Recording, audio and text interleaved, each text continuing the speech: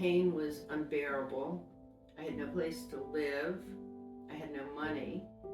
And it wasn't that I wanted to check out and die. I just couldn't see how I could go on and live. The first one came along 2008 and literally saved my life. I am forever indebted to this organization. And Samantha the fourth is now my third. They don't take the dogs from us when they retire or they get old. We're allowed to keep them. So if I drop something, obviously I can't pick it up without falling. Sam, get it. That's a good girl. Bring it to me. Oh, good girl.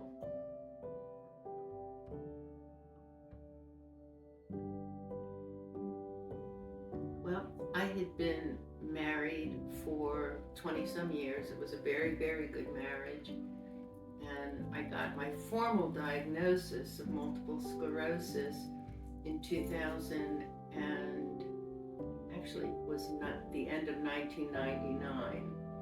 And shortly after that, my husband said that this wasn't what he signed up for, and he left.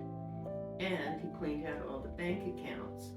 So I lost my house.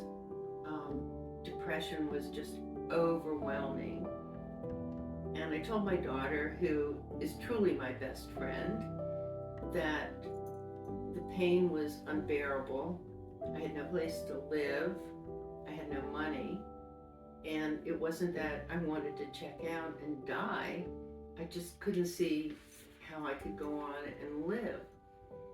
So I admitted to her that I had plans to end my life.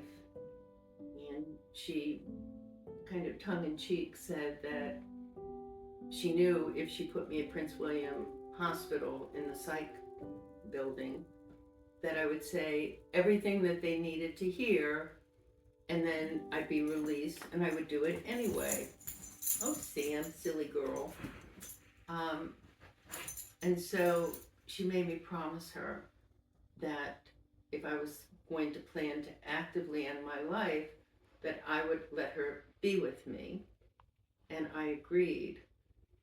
So 3 days before I was going to carry out my suicide, I was at Fauquier Hospital Infusion Center getting comfort IV fluids. Now, I have to backtrack. I had applied to this organization, Canine Companions, 2 years prior, and absolutely forgot about it.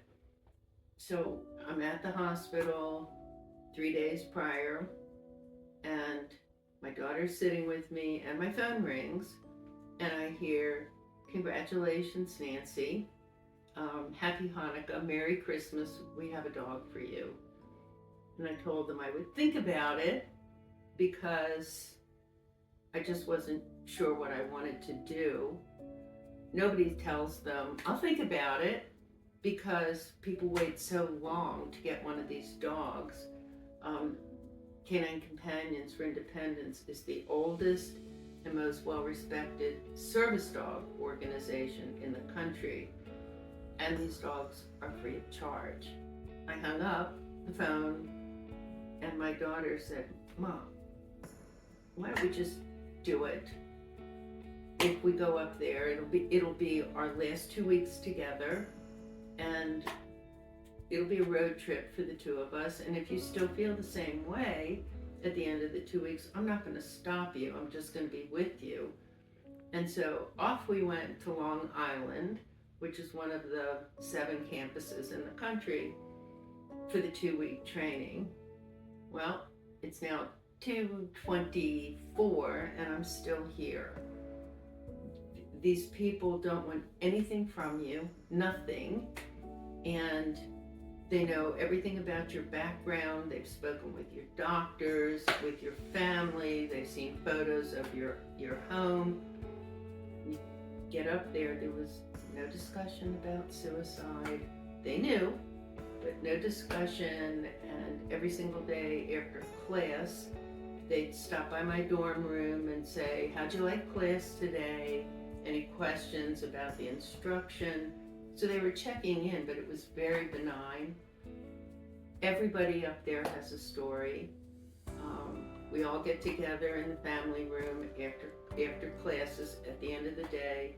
We all talk about our stories. Mine was no worse or better than anybody else's. Mine was a little different. And you become family. And once we graduate with these dogs, it's not the end. In fact, Tuesday they're coming down here to Culpeper to recertify her.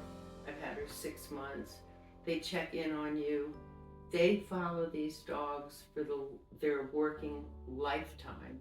So if something comes up, they're there for you. They're a remarkable organization. And again, these dogs are free of charge. So they don't do emotional support. They don't do seizure or diabetic alert. They don't do seeing eye. They do everything else, and there are a lot of categories. They're partnered with Duke University for all the research on canines. They're just very, very well respected, and yet we don't pay a penny. Push. Here, push. Did she be able to open it and close it? Mm-hmm. Sam, come here. Come here. I'm just making you crazy today. Sam, here. Tug, tug, tug. That's it, tug hard. That's it, tug. Yes. Sam, hold. So I can sit here and decide what I want. Okay, push. And then she'll close the door for me. She's a blessing and a curse. So the blessing is, here I am 73, I can still live, I hate the word alone, independently because of her. She loads the washing machine, she unloads the dryer, she picks up whatever I drop. Well, you know, I'm always so proud to tell people that these dogs are free of charge. There are many, many organizations that if people don't want to get on the waiting list, they want a dog sooner, I can recommend other organizations. There's a really good one in Richmond. I'm not going to name names. Generally speaking, these good service dog groups, it's around $32,000 to get one of these dogs. And for people who don't want to wait, you know, get on the waiting list, I guess $32,000, either they do fundraisers to help defer the cost, or their church helps. These people are worth the wait. So Guiding Eyes for the Blind is free. Most of the veterans organizations are free. White Cane is free, but for service dogs, and I'll tell you the difference between service dogs, facility dogs, they are free. So now, if I can't reach the credit card thing, Sam, here, come here, closer, sit, get credit card, up, wait, give, wait, get, down, sit. So that's mimicking. I'm in my scooter, I hand her a credit card, she gets up, she'll hold it until it's taken out of her mouth, she'll wait until it's handed back, she'll get off and then hand me the credit card. Good job. Sam, this one's hard. Sam, get, because I dropped that. That is so hard because the floor is slippery.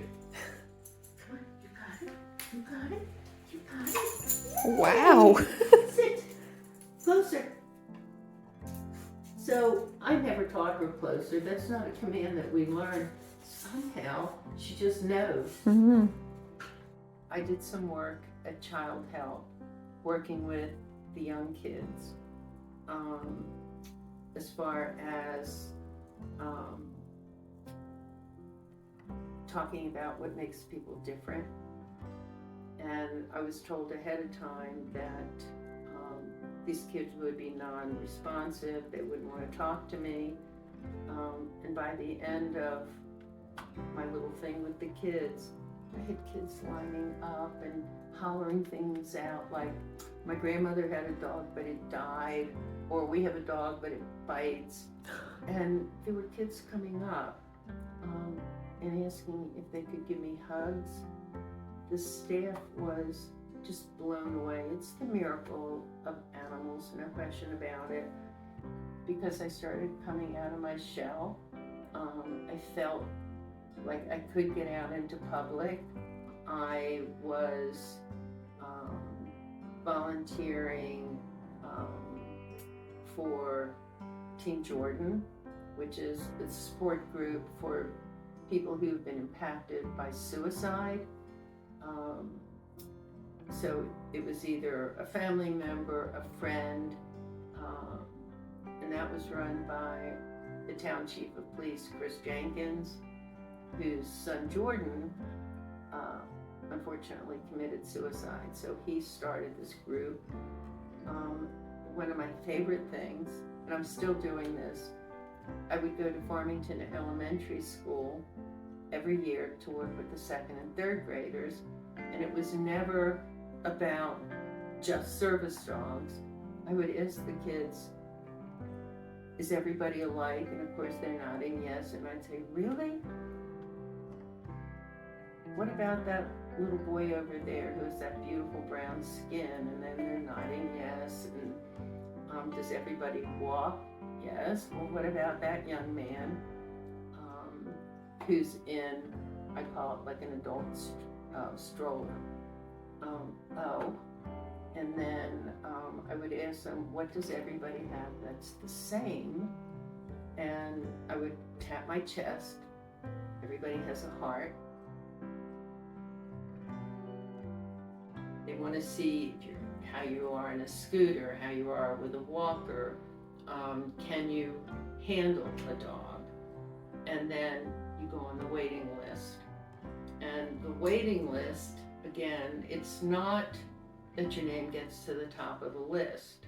You could get a dog in 2 months if they find the right one. You can get a dog in 2 years until they find the right one. But you go on the waiting list, and when you get called, it's the best day of your life. So the different types of dogs. Samantha is a service dog. A service dog means that the individual that the dog's being matched with cognitively, and I always laugh at that one because I never know with me, cognitively and physically can care for the dog, use the dog. So it's like an individual. For people who might be mentally compromised, physically compromised, they couldn't hold the leash and take care of the dog, they get what's called a skilled companion, meaning, and this one I love, the facilitator, the parent, the nurse, whoever, is actually responsible for the dog. But what they do is, the facilitator has like a 6-foot leash that they hold on to. The person, it could be a child with Down syndrome, or a child on the spectrum, or an adult in a wheelchair, whatever, they get a short leash.